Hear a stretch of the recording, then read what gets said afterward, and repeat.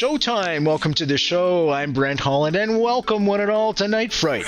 Get the coffee going, get the tea going, get a juice going, get a beverage of your choice going. We're going to have a good time tonight. Folks, we're going to take you on a roller coaster ride tonight, up and down and all around, and it's going to be one heck of a blast. Via Skype from Abbotsford, BC, one of the most beautiful places in the world, is Colin McSween, our guest tonight. He's written a book called At the Dorm of Memory, and that's about a first-person JFK witness that was involved in all the goings-ons that were taking place on November 22nd. But on top of that, Colin has been in the funeral business for, geez, I don't know, what is it, Colin, 25 years, something like that?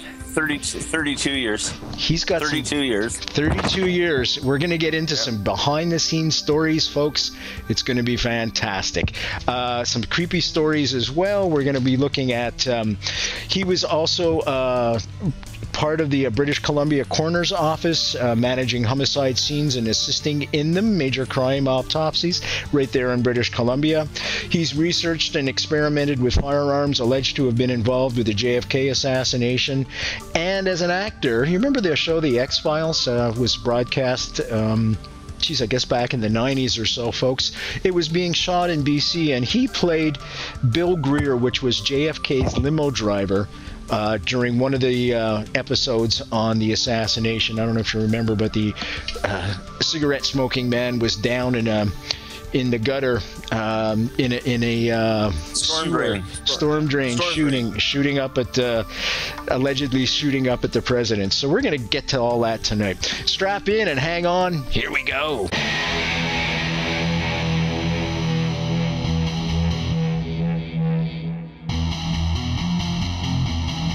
There is a time to question. There is a time for answers. There is a time to challenge. There is a time to speculate. There is a time for change. There is a time for truth.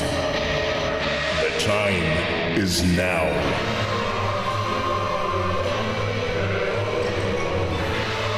Welcome to Night Fright, your voice in the dark for paranormal and conspiracy radio.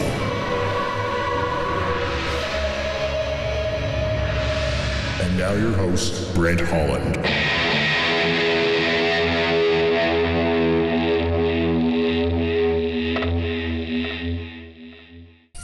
Welcome, folks. Welcome. Colin McSween's our guest tonight via Skype all the way from Abbotsford, British Columbia. Colin, welcome to the show for the second time. Thanks for joining us. Hey, Brent. It's great. Let's start off right away, shall we? Can you tell us some behind-the-scenes stories from your years and experience in the funeral business? Tell us some creepy stories.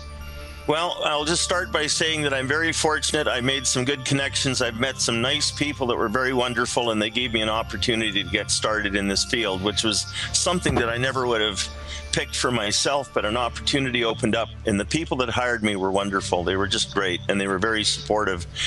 I think some of my earliest experiences were just dealing with things that were so far from my imagination, it was impossible to believe that I was doing the things that I was doing.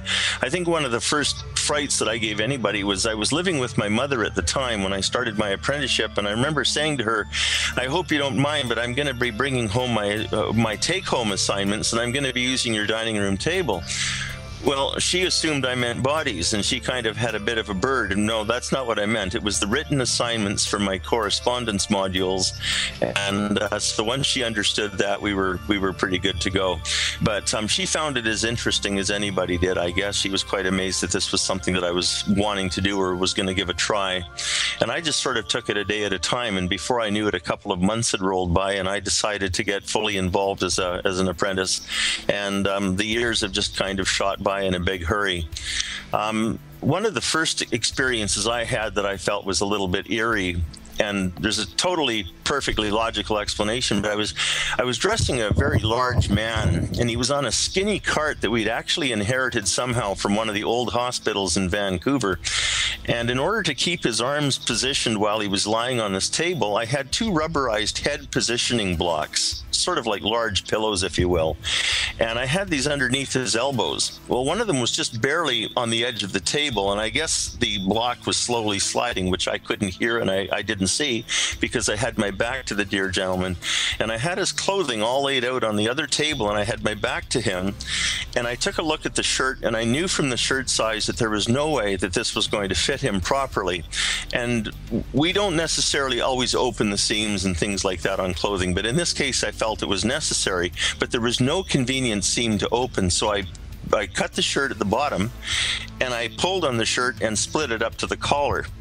And as the shirt split, at that same instant, the head block that was holding his right arm gave way, and his arm came down and swung across about a foot, and he smacked me across the butt.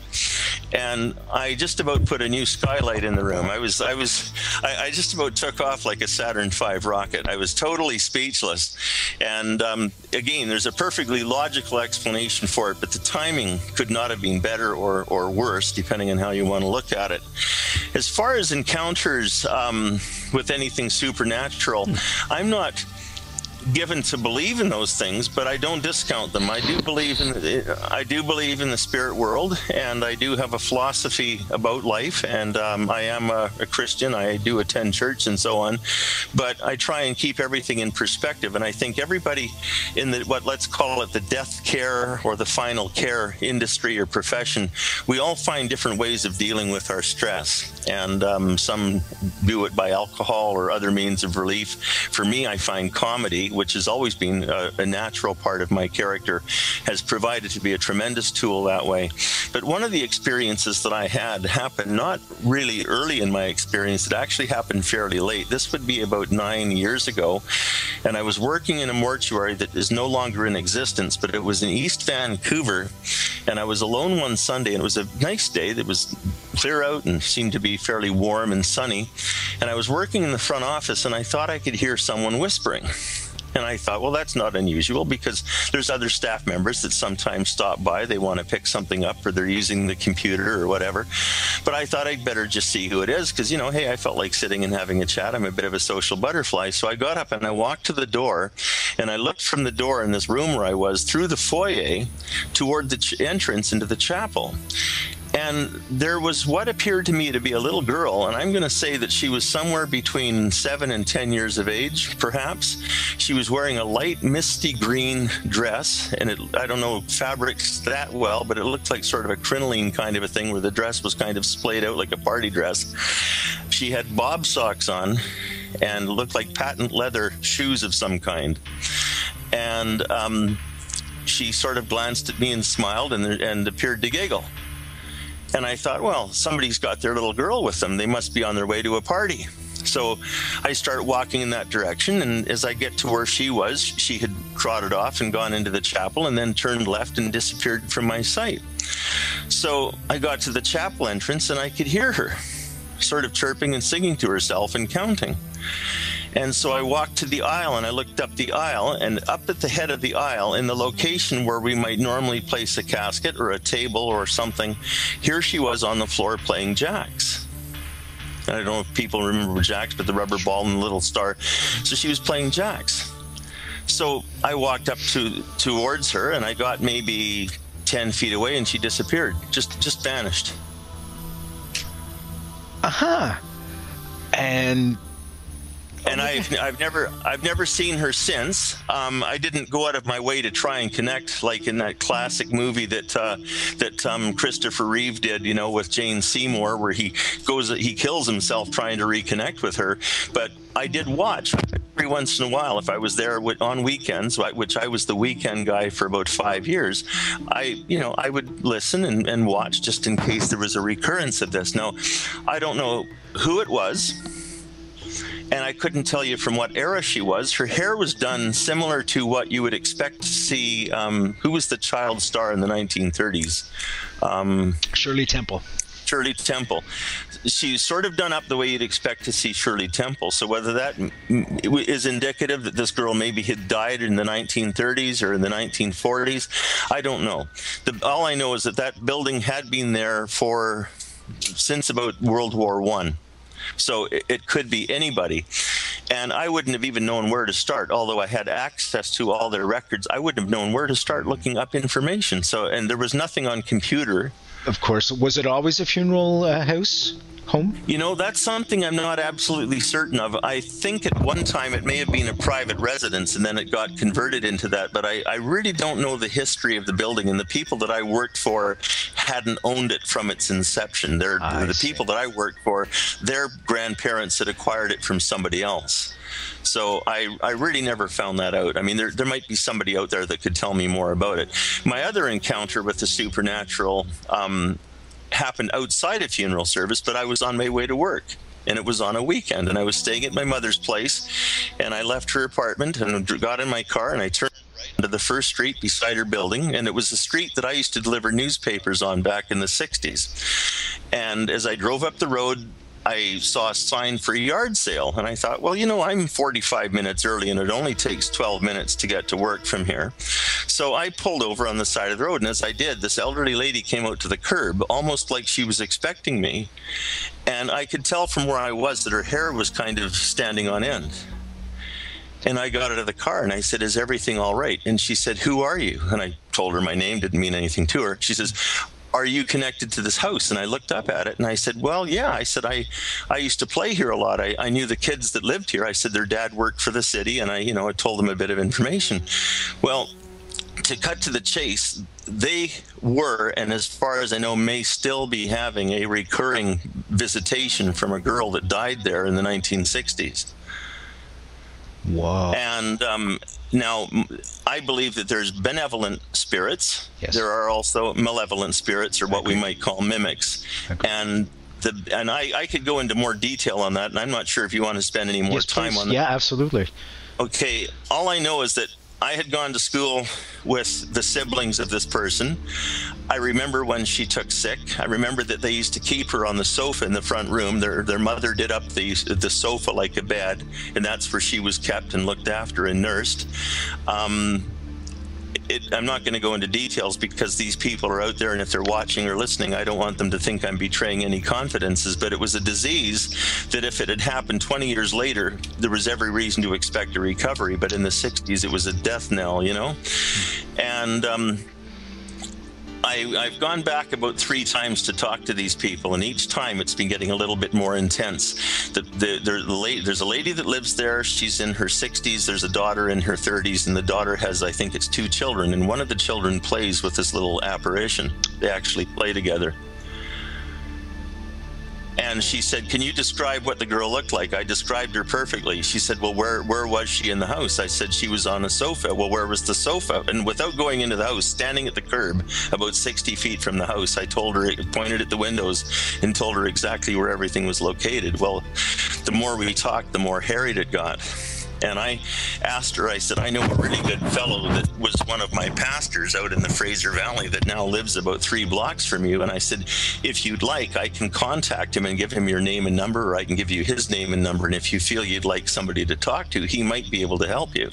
Well, no, she wasn't interested in that. You know, she was more interested in trying to deal with the situation herself. So I've had no further contact. I shouldn't say none. I did have one further contact when one of the little girl's parents passed away. And I happened to see it one afternoon, and I was sitting in the same funeral home where I saw this other little girl, and I read this obituary, and so I looked up the family and called them. And the spouse of the person that died said they'd love to have me come out for coffee, and I did. And what was interesting was the day of the funeral, they invited me back to the house after the reception. They took me back out to their house, and the eldest daughter took me through the living room to look at some family photos, and she showed me a family photo that was taken about 3 years before this little girl died. And she said, I don't understand it, but that's, you know, she named the girl that died, and that picture's constantly out of focus. Not everybody in the photo, just her. Whoa. So there's something. There's something. What it is, I don't know, but I said nothing. The thing is, I don't know if it's because I've had a lot of personal experience with death. I've lost a lot of people that have been very close to me, including a sister on April 22nd, 1965. Same date, April 22nd, is Aubrey's death. I don't know what it is, but I just feel if, like, I believe there's a God. I believe that for some reason or other, God sees fit to show people certain things, and there's a lesson in it somewhere. And, sometimes there's things we can learn and apply from it. Sometimes you just go, well, it's an experience. It's there to keep me wondering and to realize that I'm, there's something much greater beyond who and what I am. Wow. So, Colin McSween, folks, www.nightfrightshow.com. Click on tonight's guest book cover. That'll take you right to a spot where you can order the book from the comfort of your own home. And we're going to be getting to that book in just a second. He's written, it's the life story of Aubrey Ryke. And Aubrey Ryke was part and parcel to some of the events that took place November 22nd, 1963. That, of course, was the assassination of President Kennedy. And we're going to get to Aubrey's role in all that, first-person witness, shortly.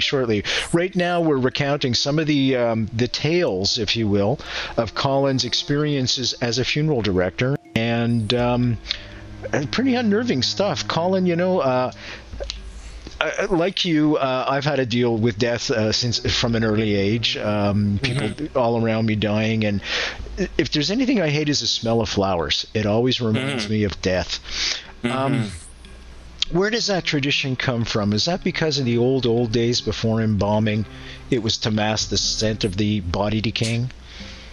There's a lot of variations on it. Flowers are also full of they're full of symbolism. Like the red rose indicates, the bleeding heart. It indicates the cherish and the love and affection. And there's other ones like baby's breath, that speak of the promise of better things in the future. Like all flowers carry some sort of message. Now you have other people that are allergic to flowers, and I had an experience like that where the person had a casket spray made out of vegetables. Wow. And it looked absolutely fantastic. I mean, the florist knocked herself out and came out. It looked like flowers.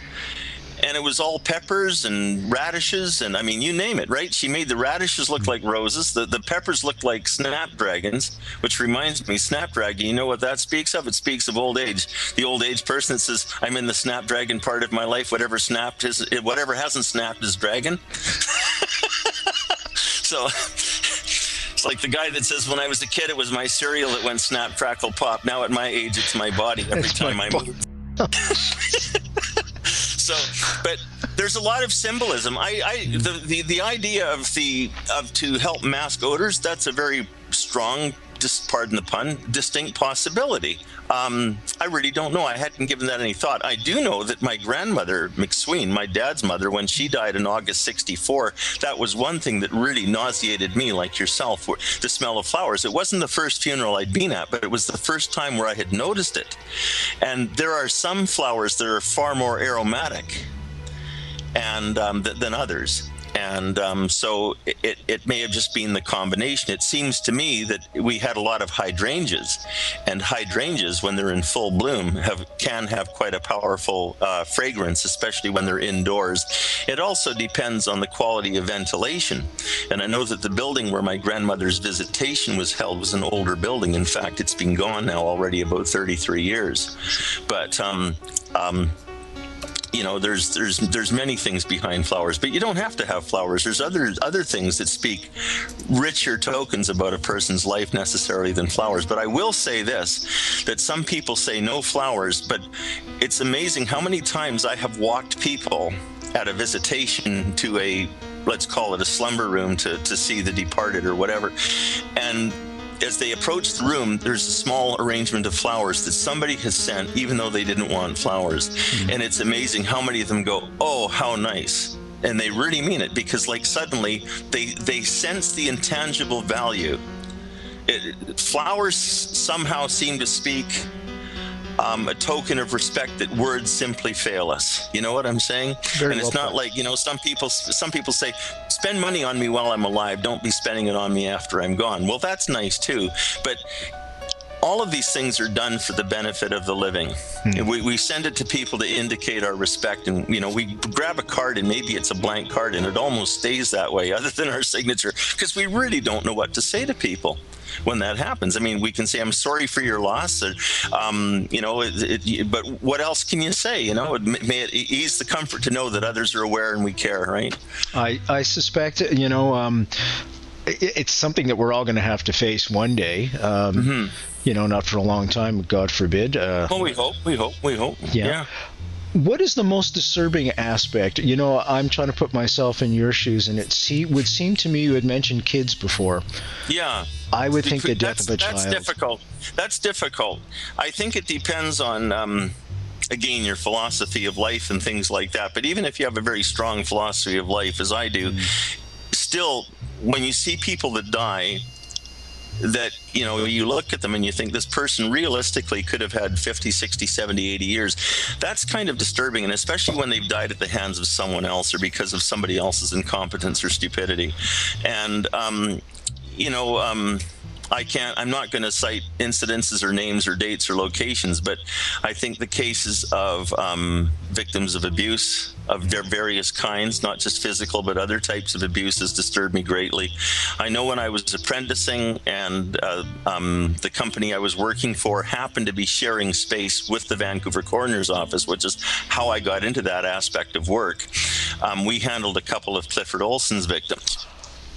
And that is one of the reasons why I'm an arch proponent for capital punishment. I mean, you can argue all you want against it, or whoever wants, but you know what? I can provide you some first ring reasons, So, and I have met over the years in various occupations that I've had, whether it's been in film or whatever, I have met people that have been related or connected or been friends of families that lost victims, not just to him, but maybe to others. And, I had one situation that was particularly disturbing where it was a mother and child that were killed together in the same collision.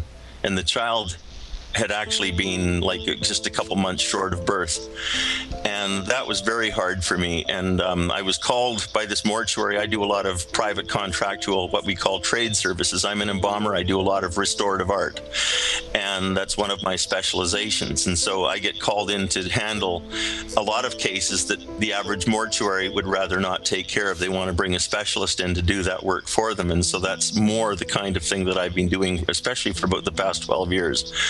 And that was one that I knew from the moment I worked on the mother and child that night, which it was something like 7 or 8 hours or 10 hours. I knew that there was just something from that moment on. I knew I changed. I couldn't put my finger on it, but it changed me. It changed how I felt. It changed how I viewed things.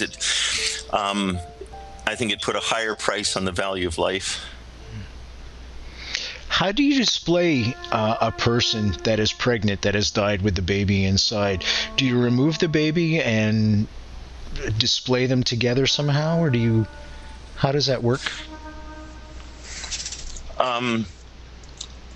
Let's see. There's an internet connection problem. There we are. There we go. Okay, sorry. You want to rephrase the question? Sure. And I missed part of your question. Sure, no problem. When you have a woman that is pregnant and she's well along, and like you said, a few days before birth, and she dies, she passes away. When you put the body out for display, I don't know how else to say it.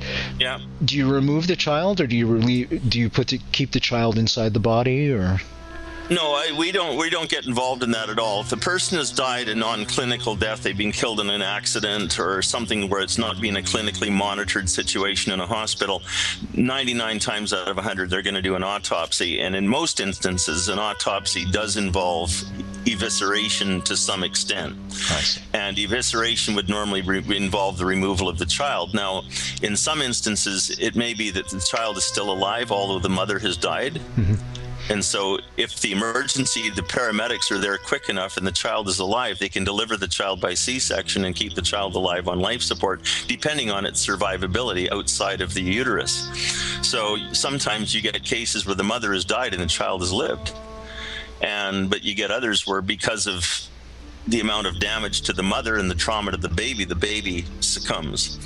And so, when it comes to a viewing, if the family has decided they want to have a visitation with an open casket, then that's going to be a particular individual choice. Like, what would you like us to do? And that's going to be up to the person that has the legal right to make that decision. I see. Now, you had alluded to the fact that you worked on a couple of Olson's. And I can't go into details on those. I just, Can you talk about any other cases without giving away something that somebody may recognize, just maybe in generalities, just talk about bodies and perhaps what has been done to them, something along those lines? Well, the only thing I can say is that this is just my own personal edict or decree. Every time I approach a dead human body, regardless of the circumstances, I keep in mind the following, that at some point in their experience, they were somebody's child. Yes. And hopefully they brought some happiness into somebody's world. And I don't know how they died. I don't know the secrets of their life. And even if I find out something about them, as far as I'm concerned, their secrets are going to die with them. And then what happens when I treat somebody, from the moment I pick them up and I transfer them and I take them into my care, I operate as though I've got closed circuit cameras watching what I'm doing. And I imagine that, okay, the next of kin are watching, and they're going to approve of everything I'm doing, because they're going to know that what I'm doing is intended for their very best. And that's been my approach to my work all along. As far as cases, I think one of the nastiest cases I ever encountered was when I was doing contractual work for the coroner service.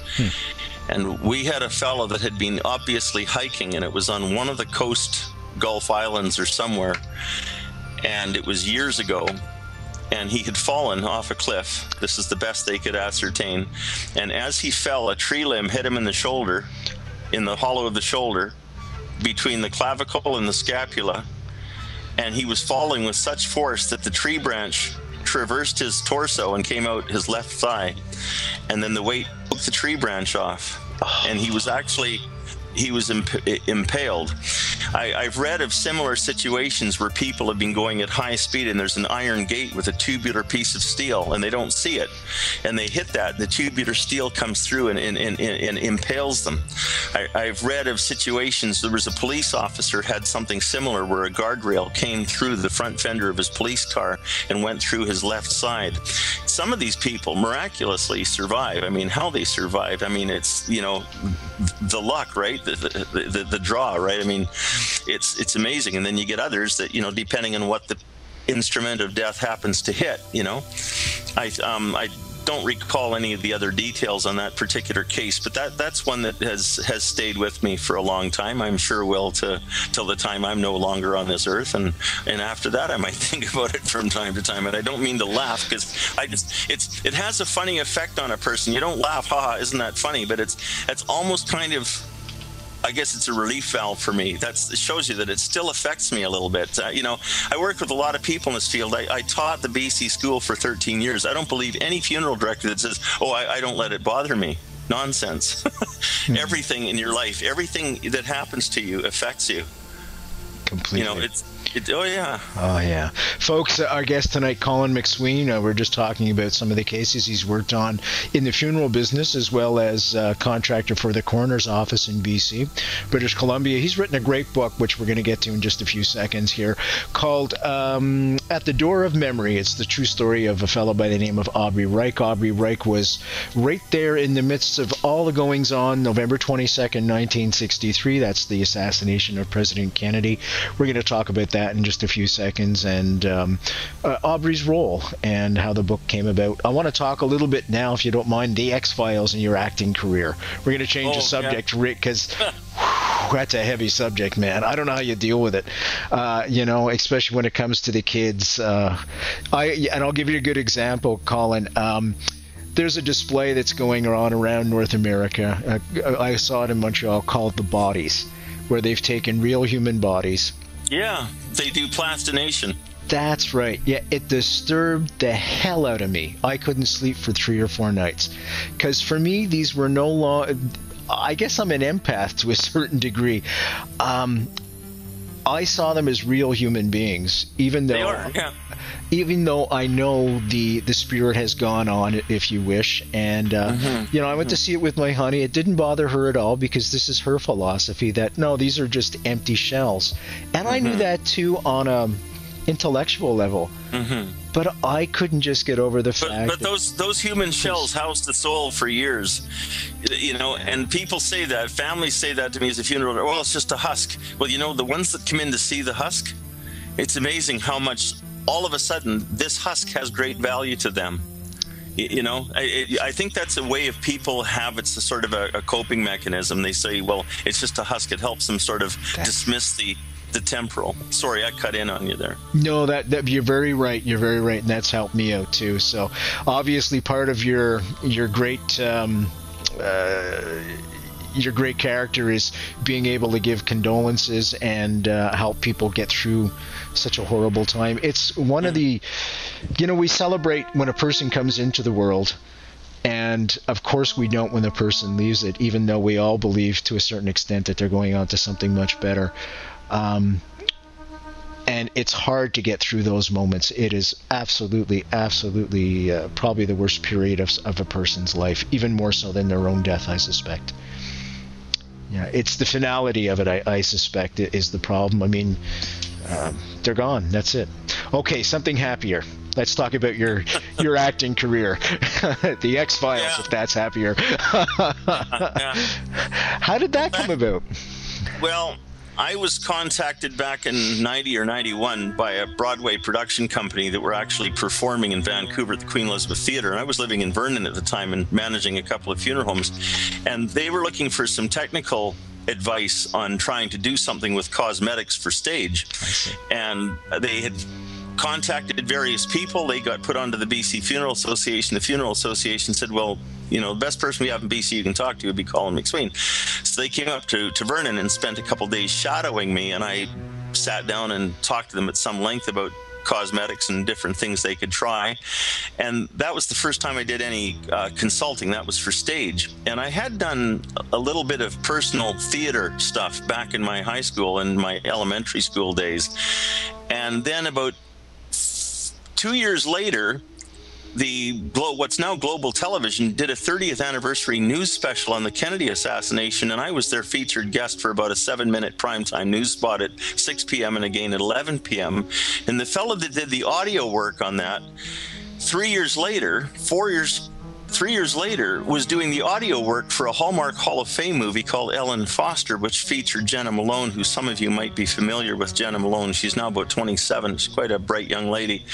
And I got called to consult on this movie, Ellen Foster, and they wanted me to oversee a graveside scene.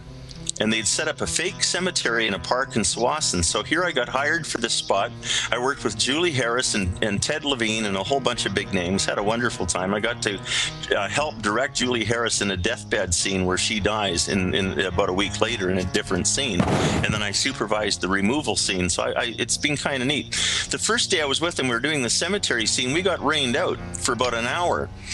And I happened to have a large collapsible cover that was about 12 feet by 12 feet. And I told the director, I said, you want me to bring this tent? It'll provide some shelter for some of your people. He said, sure. Well, as I was setting it up, the audio technician who'd been with Global before recognized me, came over, started questioning me on the assassination. And I said, this is something that I like to get into because it sometimes generates a lot of attention that's unwarranted, and I don't want to do that. He said, no, that's fine. He says, and he brought the director over, and the director wanted to talk to me about it. So we wound up huddled under this big umbrella, including Julie Harris and some other stars, and discussing the Kennedy assassination for about an hour. Then at lunch, the conversation carried on. Of course, the more I talked, the less I ate, which was fine because my doctor likes that. He says, I want to see more of you or less of you more often. So anyhow, this led to an invitation to come and meet with some of the people from the X-Files. And that year, the previous year, they had published a book called The Book of the Unexplained. And in that book, I have a copy here. There's a full page on the Kennedy assassination. Somewhere. And it's got a photo, the Algins photo that shows Clint Hill on the back step of the limo. And it says, this is a story that we have no intentions of ever dealing with. Now, apparently, because of my information on the assassination, it changed Chris Carter's mind, and he decided to do an episode on the assassination. Wow. Now, that was neat, but on the downside is that directors and writers don't usually take the technical person's advice seriously. They already have in mind what they want to shoot. They make their decision regardless of what you tell them. But I wound up supplying my rifles and some other stuff, some photographs, some police memorabilia, limousine fender flags, and other things that I have, which they used, at least if they didn't use them directly, they used them as templates to make ones for what they were going to do on the Kennedy assassination. Now, the episode was actually on the Kennedy assassination and Martin Luther King's assassination in April '68. And I consulted a little bit on both, but mostly on the JFK one. Well, then about 3 weeks later, I was helping out with stunt cars, and they looked into renting the car that I consulted Kevin McDonald, which he built, which Oliver Stone used in his movie JFK, but they found out the guy that owned it was in Florida. He wanted a small fortune for the use of the car. So the fellow from X-Files phoned me. He says, where can I get a 61 or a Lincoln that we can build a Kennedy car out of? And I said, well, Kennedy's car was a 61, but it had a 1962 grille on it at the time of the assassination. And I said, there is a 62 Lincoln. It's a sedan. You'd have to cut the roof off. He says, where is it? I said, it's in a farm on Guide Meridian Road near Lyndon, Washington. Well, the next day they had it in a garage in North Vancouver, and the top was off, and they wanted me to come in there and show them what to do to build the Kennedy car. And it was amazing what they did with about $5,000. It was absolutely amazing. It looked pretty good on film. They offered it to me after the shoot, and I wasn't interested. It was a piece of junk. Every time they wanted me to accelerate, the thing would die. So I said, no, I've been there, done that. I had a 61 that I restored 34 years ago, and it was identical to the one Kennedy rode in on Election Day in 1960. And they're a lot of work and a lot of headache. Unless you got the room and space and money, it's too much. So anyhow, they called me up about a week later, and they said, we'd like you to come in for wardrobe fit. And I said, well, I think you got the wrong guy. I'm not an actor. I said, I'm a consultant. I'm a friend of Jim Pates and so on. And they said, no, we want you to come in. So I said, well, I got to come in from Abbotsford. I have a funeral on such and such a day. It's a graveside service out in Burnaby. And they said, well, when you're done that, come over to North Van. So I did. And I walk in there, and they hand me a suit. And on the back of the suit, it says Greer. Well, that was the chauffeur of the Kennedy limousine. Well, I got to tell you, my name is Colin William Robert. Well, his name was William Robert Greer. And he was the spitting image of my old man. Jeez. And I had recurring nightmares when I was 10 years old that I had been sitting in the front seat of the limo, watching what was going on during the shooting and being powerless to do anything about it. And the eeriest moment of the day that we shot the assassination was when I slid in behind the wheel, and I adjusted the rearview mirror, and I saw the Kennedy sitting there. And I literally froze, and then I started to cry, and they said, are you going to be all right? It was hard. No I got through that, yeah, because the girl that played Jackie, the way they did her up, she was very convincing. And the guy that played JFK, his name was actually Mark Lincoln. Well, we were in a Lincoln, and Kennedy's limo, the interior, the passenger compartment was styled after a Mark II. So it's just just weird stuff. Don Wilson was a great guy. He played Connolly, and I forgot the name of the guy that played Kellerman, but we had some fun. I think one of the funniest aspects, and I hate to make light of something like that, but was the scene where they got Jackie climbing out onto the trunk of the car. Of course, she's got her butt up in full sight, and I'm looking at it in the mirror, and the girl's name was Heike. And I said, hey, Heike. She says, what? I said, I just figured out why this is called a rear view mirror. And somebody else in the car yelled out, bummer. So, and anyway, I shouldn't go into any more fun, because you've got to sort of be there to experience the moments. But it was an interesting day. It was about a 13 to 14 hour day for what turned out to be about 40 seconds of footage. Yeah, people don't realize that what goes into making a film or even a television show, so. We had real Vancouver cops dressed up in Dallas uniforms with real sidearms, and we had cops ringing the streets with loaded sidearms because we were on a public street shooting what was obviously the Kennedy assassination. And they thought, for all we know, there's a couple of flakes out there that want to try and, Absolutely. So that was my first shot. And I got from that, I wound up in Millennium, and then things have gone from one to another. So you were in Millennium? Yeah. Which part did you play in Millennium? Well, I can't remember. It was one episode, and I played a funeral director. So I said, hey, I'm really out of character here, guys. I'm not used to this. I'm kidding, of course. I'm going to look for it, because I have the series. I love that show. Yeah. and I was clean shaven, so the same as I was in the X-Files. So I keep a photograph of myself, and I have a number of photos that they gave me from location from the X-Files. I got a whole photo album full of pictures from the X-Files. What was it like working with Chris Carter? I really only spoke to him on the phone. The people I dealt with, there was a man named Nigel Habgood, and there was another guy named Jim Pate, and there were two other people, and I've forgotten their name. And all I know is that about 3 months or 4 months after that, I wound up on a contract to manage a funeral home, and I had no time to work in film. And I did this management thing for 3 years. When the contract ran out, my wife said, see if you can get a hold of the people in the film industry, see if you can get any work.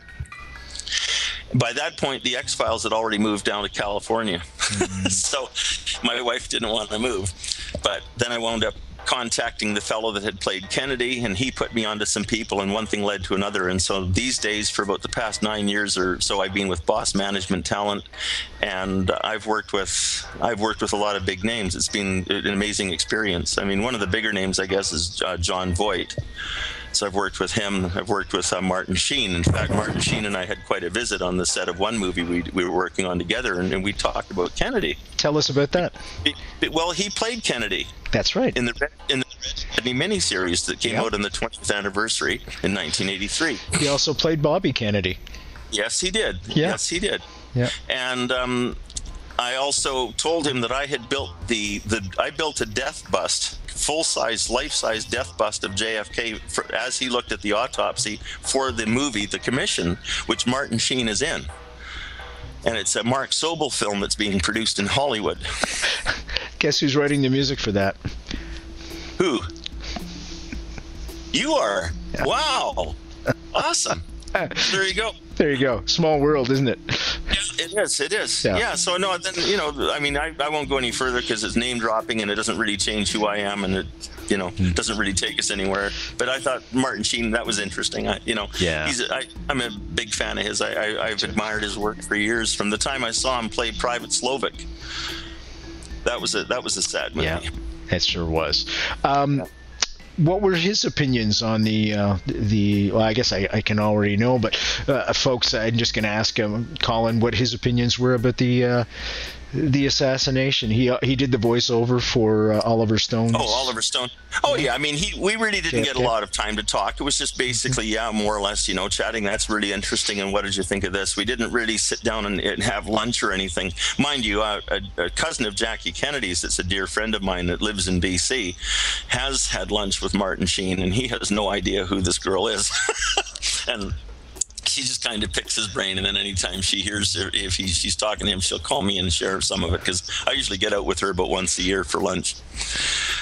Fascinating. Folks, Colin McSween, we're going to get to his book that he's written called At the Door of Memory. It's the true life story of Aubrey Ryke.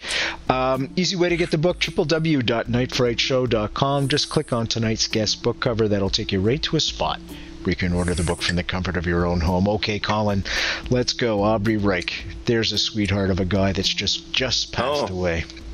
Yeah. 2 years ago, April 22nd. Yeah. Yeah. What was his role that day, November 22nd, 1963? Well, he was an ambulance driver. He had been for about 3 years at that point, or going into his fourth year.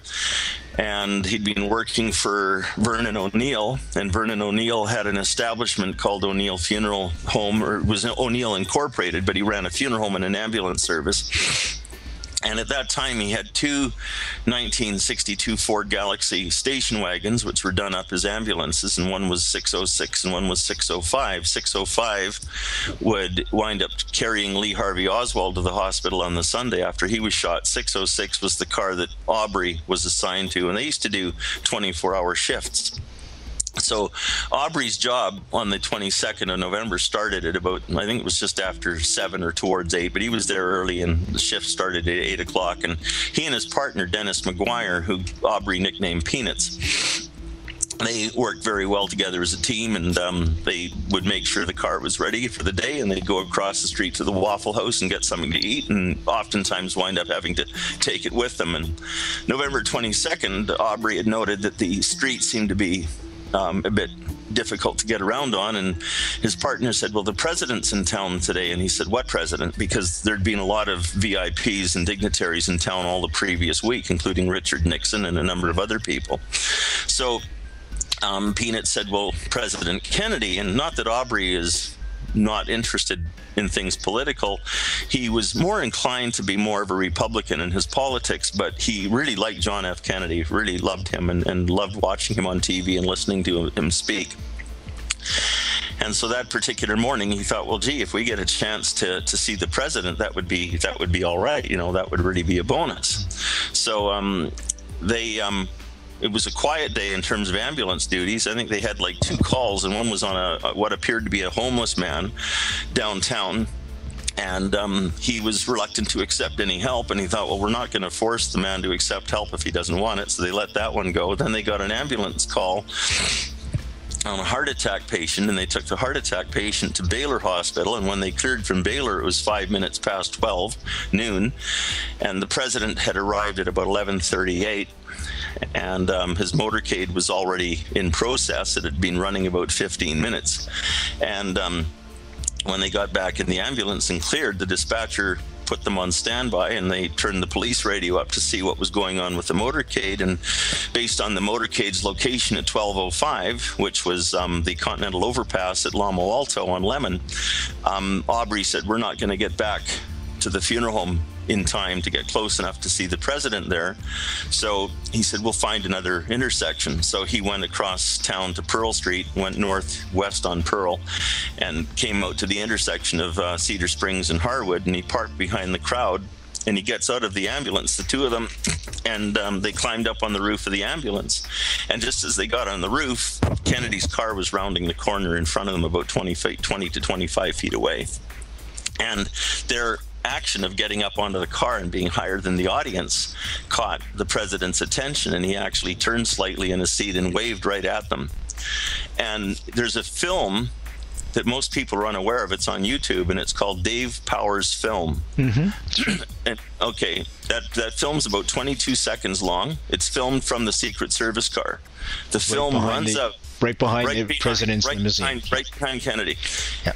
And halfway through the film, the car turns left, and it's turning left from Cedar Springs onto Harwood, and that's right where Rob and Dennis are. Oh, I didn't realize that. Yeah, that's the only footage that shows this happening. But you don't see Aubrey and Dennis. You just see the president sort of go like that. But they're on a bit of a downhill grade, which is what the road does there. And you can't retrace that part of the motorcade because that road's been changed to one-way east, so it deliberately throws you off. So you used to come downhill, and then as you turned onto Harwood, you go uphill again slightly until you reach McKinney, which is your first cross street. And then there's a streetcar track there as well. So anyway, as he comes down, he turns left, and that was probably the second of what was supposed to be 3 or 4 left turns in the whole motorcade. So anyway, I told Glenda, Aubrey's wife, about it, and I keep trying to figure out some way of getting her a copy, and I'm too technologically to know how to do that. But I've tried to show her on her computer, and her computer is so old it won't play it. But if there's some way you have of getting that, I could give you her a way of getting that to her. She'd be thrilled. So anyway, we can talk about that some other time. But anyway, Aubrey, at that point, they jumped down off the car, and he got, my heart's racing. He thought, my God, I just saw the president. He looked at us, he waved at us. And as they're saying this to each other, they're like school kids. They get in the ambulance, and they're being called by the dispatcher on an epileptic seizure. So the epileptic seizure is happening on the 100 block North Houston Street, almost directly in front of the depository building. And Oliver Stone's movie shows a reenactment of this. Yeah. But you miss the significance of it because they don't explain what you're seeing. Yeah. And of course, the only problem Aubrey has with the scene, he says, first of all, the ambulance, they show it coming from Elm Street. He says, we didn't go Elm, we went down Main. The other problem is Mr. O'Neill never paid for white wall tires. So Aubrey was a bit of a stickler on details, but he said the ambulance in that scene has white walls. He says, we never had white walls. He says, Mr. O'Neill wouldn't pay for them. So anyhow, He said, we get there, the man's got a raspberry on his forehead. They're directly across the street from what's called the Sallyport entrance to the county jail, which interestingly is Sheriff Decker's office. And that morning, Sheriff Decker has told his men, you can dress in your finest and shine your shoes and stand on the sidewalk to watch the motorcade, but don't anybody lift a hand to help in security. Weird. And one of the men that worked in that department is still alive, and he has told me that and borne that out. He said, yes, we were told not to lift a hand. And right across the street from Sheriff Decker's office, this epileptic seizure happens. So Aubrey gets there, the man's got a skin raspberry thing, and he looks like maybe he's fallen, but there's no evidence of epilepsy. But it's on the motorcade route. He does have what it would rate as a head injury. They can't leave him there. They put him in the ambulance and they take him to Parkland because it's the county hospital and it specializes in various trauma, especially head trauma. So they get to Parkland, and as they're taking the man out of the back of the ambulance, this is probably now at 12:30, when the president's shooting happened, because he said, if we were in the car, we would have heard about the shooting on the police radio. If we were in the hospital, we would have heard about it and the stat call, and we would have been there to see the lockdown procedure. But he's getting the man out of the ambulance when this happened. So they took the man inside, and I don't know where you want me to go with the story from there, but I might be going into more detail. No, that's fine. We've only got about 5 minutes left, though, and I do want to get to the point with the ring, because to me that's a very heartfelt moment. Very good. Yeah. So the long and the short of it, after being approached by Secret Service demanding the gurney, and he doesn't know who they are because they don't produce any credentials, after they bring Kennedy and Connolly in, and he watches this going on, they're told to take their patient to stall number 8 by radiology. So they place their man on stall 8. They go back out to the ambulance because the Secret Service have now commandeered them and said, you're with us, you will transfer the president. As soon as they get him stabilized, we'll move him to a Catholic hospital. So they put new linen on the cot, take it out to the ambulance, and here's the president's car facing them with the back doors open, and they can see all the muck and gore. And the thing that kind of puzzled him was he said there were men in suits with buckets and towels, and they were already cleaning the car. Yeah. Destroying evidence. That bothered him. And but he says they were allowed to stay out there to watch this whole procedure and watch the roof go back on the car. And of course, we have a couple of photos of this going on in the book, including one that shows the bucket and the rags and so on. And they had a cigarette. At that point, they were taken back in, and for much of the next 20 minutes, they stayed sitting by Mrs. Kennedy. Aubrey assisted her with a cigarette, got her a wet towel to clean herself up with, had a brief chat with her, and was helpful to her in other ways. The signal to Aubrey that the president had expired was when the man with the football, the nuclear football, handcuffed to his wrist in the general's uniform, when he was no longer standing there, he realized that something had gone wrong. And at that point, an agent approached him and asked him to phone his boss and to have him bring a hearse and a casket. And he went to the nursing station at stall 8 where he'd put the epileptic, and the cot was empty. And he asked the nurse, he says, where's our patient? She says, there's never anybody there.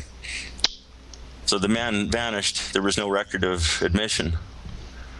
Wow. Now, Aubrey looks back at that and says, okay, the dispatch was 12:19 on that call.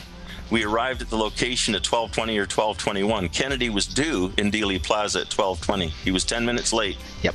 So what distraction would this have caused? Mayhem. And what distraction did it? Yeah, everything. So anyway, I'll leave that for another time.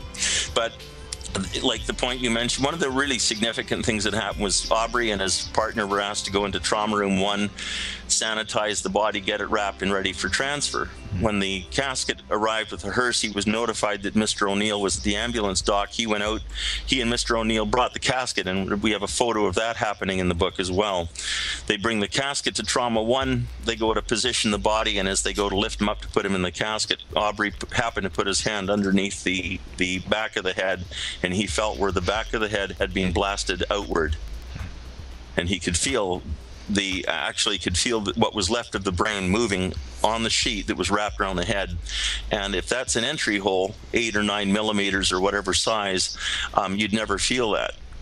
So prior to this point, I should mention, Mrs. Kennedy entered the room and she pulled the sheet back that was covering the president's torso. She believed she kissed his foot. She also picked up his hand and kissed his hand. And then she tried to put her wedding ring on his finger, and his fingers were a bit larger than hers, and the best she could do was get it on just over the nail of the pinky. So Aubrey reached to the instrument cart, grabbed a tube of KY or K-gel, and he lubricated President Kennedy's pinky for her, and she managed to get it just past the first knuckle. And she kept pushing on it. He says, "You've done fine, ma'am. That's just fine." And of course, he was fighting back tears. And that was just one of those golden moments. He says there was a solitude and just something really unique about being in that room that was unlike anything else. And he says, although this was one of the worst experiences of life, you almost didn't want it to have to end. But then, of course, once they got the president casketed and the last rites were administered and the lid was closed on the casket and everything, then it was time to move out. And then we had a big tug of war with the casket. And of course, the former Dallas County medical examiner, Dr. Earl Rose, just died last week. You may have heard about that. That's he right. was living in Iowa City. And he was in the corridor citing the fact that in Texas law for Dallas County that they had to do a proper forensic medical examination.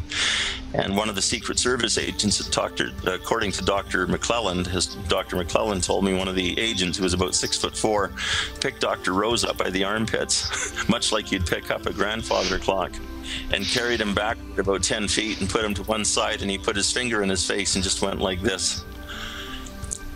And that same agent out at the car, when Aubrey got the casket in the car, Mrs. Kennedy tugged on Aubrey's sleeve and she said, "I'd like to ride in the back with my husband." And he says, "Well, ma'am, your husband's nearly 200 pounds. The casket's over 400. If it shifts back there, because I got to angle load it to get you in, you could be hurt." She says, "Well, that's not bad considering what's happened to him." So he went to the side door and set up a jump seat for her, and as he turned to assist her in, he took her by the elbow, and the same agent grabbed him and spun him against the car door and slammed him against the car and said, "Get your GD hands off of her." And I guess Mrs. Kennedy spun around and she said to the agent, she said, "You leave the young man alone. He's the only gentleman I've met today." So, you know, Aubrey said, he says, "My heart was stuck in my sinuses," and he says, "All I could do was to squeak out sort of a high-pitched "Thank you, ma'am." He says, "That's all I could say." But he says, you know, and I said to him, "I guess that's kind of reward enough." He says, in many ways, yeah. He says that was satisfying to know that I was able to do something that somehow helped her through her ordeal, because he said, "I felt so badly for her because from what I could tell, she was completely alone. She didn't seem to have anybody there that was really looking out for her." Has she ever heard from the family? Did he ever hear from the family since that moment? I don't think he ever heard from anybody. I really don't. And you know, most of the books you read, including Martin's book, you know, on the Kennedy years, they all mention about her putting her ring on her husband's hand, but nobody mentions Aubrey. And when they do the reenactments, even in Oliver Stone's movie, none of that was featured in the movie. None of that's ever shown. And I think a lot of that is Aubrey's own doing. To him, it was a sacred moment. It was a treasured experience that he didn't want cheapened or commercialized. And I just hounded him for over 20 years. I said, "You've got to get your story out there so that people know what happened. It's not to pat you on the back and tell you what a wonderful guy you are. It's to let people know that she wasn't alone." Yeah. And it's historical as well. Yeah. That's the main thing. We've got to run. We're really late, but listen, I want to thank you for coming on the show. It's been a real pleasure to have you here. And thank you for this book on Aubrey. By the way, folks, the book is called At the Door of Memory, The True Story of Aubrey Ryke. There's a lot more in the book, folks. I would urge you all to get it. www.nightfrightshow.com. Just click on the book cover associated with tonight's guest. That'll take you right to a spot where you can order the book from the comfort of your own home. I'm Brent Holland from Night Fright. Thanks, Colin. Hey, that was fun. Thanks. Thanks so much. See you all next time.